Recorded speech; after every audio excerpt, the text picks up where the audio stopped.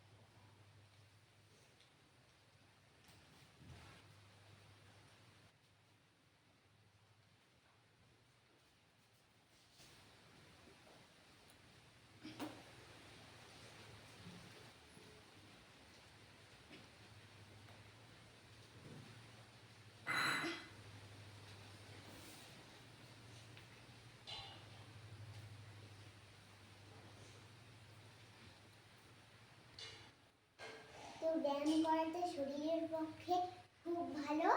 সবাই সকালবেলা উঠে আসন থেকে একটু ব্যায়াম করবে।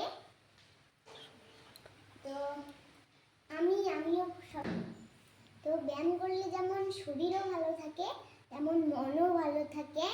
তো তোমরাও এইগুলো ব্যায়াম করবে যারা যারা আছে।